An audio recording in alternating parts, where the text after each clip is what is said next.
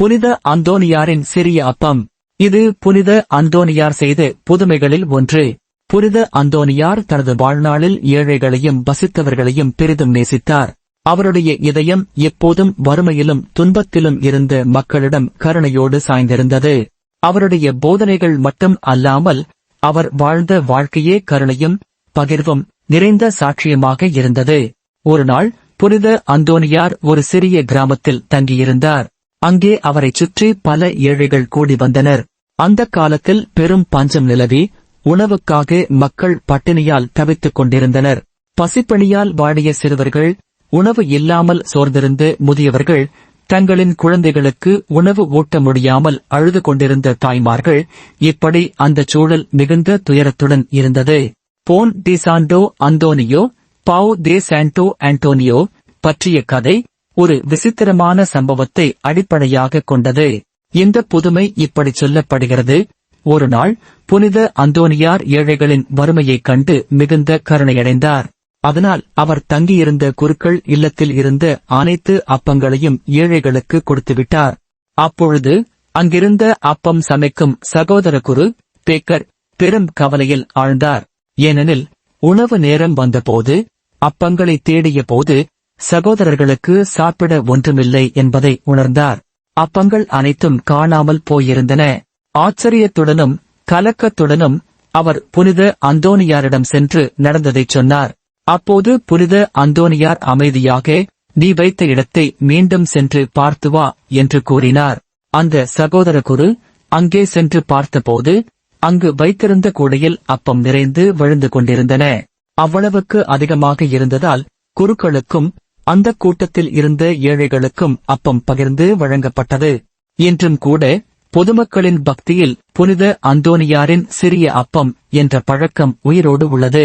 விசுவாசிகள் உணவுக்குறை இல்லாமல் வாழ வேண்டும் என்ற நம்பிக்கையோடு புனித அந்தோனியாரின் அப்பத்தை மாவு மூட்டைகளில் வைத்து ஆசீர்வதிப்பார்கள். போன் டி சாண்டோ அந்தோனியோ என்ற கதையின் வரலாற்றை விடவும் அதன் அடையாளத்தின் சிம்பலிசம் ஆன்மீக செழுமையைத்தான் நம் மனதில் கொள்ள வேண்டும். அது புனித அந்தோனியாரின் அப்போஸ்தல வாழ்க்கையின் பரிமாணங்களையும் அவரது கருணை நிறைந்த ஆவியையும் அது வெளிப்படுத்துகிறது. புனித அந்தோனியாரின் சிறிய அப்பம் என்ற இந்த புதுமை எளிய சம்பவம் போல தோன்றினாலும் அதன் அடையாளப் பொருள் சிம்பலிசம் மிகுந்த ஆழமுடையது. முதலில் இது கருணையும் பகிர்ந்து கொள்ளும் மனப்பான்மையும் எவ்வளவு முக்கியமானவை என்பதை நமக்கு நினைவூட்டுகிறது. புனித அந்தோனியார் தன்னிடம் இருந்த அனைத்தையும் தாமதமின்றி ஏழைகளுக்கு கொடுத்தார். அவரின் செயல்கள் சிறிதே இருந்தாலும் அதை பகிர்ந்தால் அது பெரிதாகும் என்பதை வலியுறுத்துகின்றன.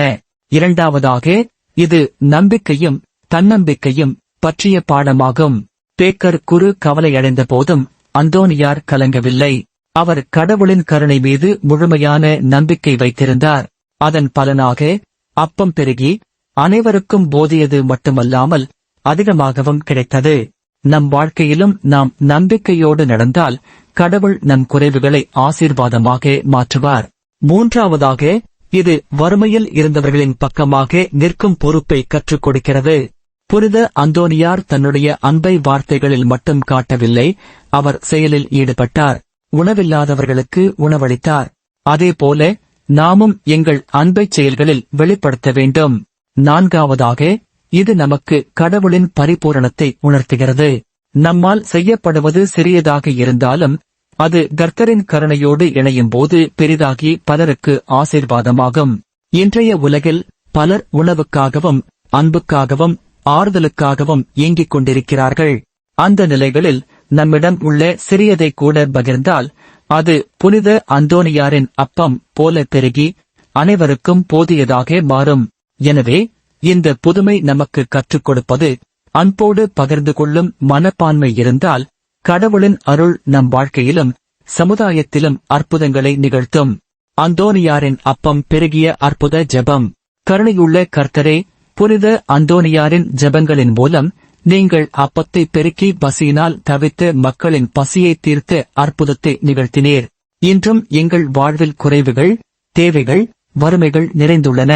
ஆனால் எங்கள் சிறியதை உம்மிடம் ஒப்படைத்தால் நீங்கள் அதை பெரிதாக்கி ஆசீர்வதித்து அனைவருக்கும் போதுமாறு அருள்வீர் என்று நாங்கள் நம்புகிறோம்.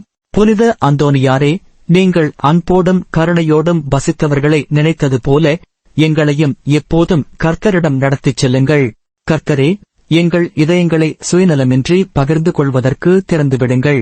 நாங்கள் கொண்டிருப்பது குறைவானதாயினும் அது பலருக்கு ஆசீர்வாதமாக மாற உமது கிருபையை அருள்வீராக. எங்கள் வாழ்வை எப்போதும் உமது அன்பின் கரங்களில் ஒப்படைக்கிறோம். ஆமென். இந்த செய்தி உங்களுக்கு பிடித்திருந்தால் இந்த சேனலை சப்ஸ்கிரைப் செய்யுங்கள்.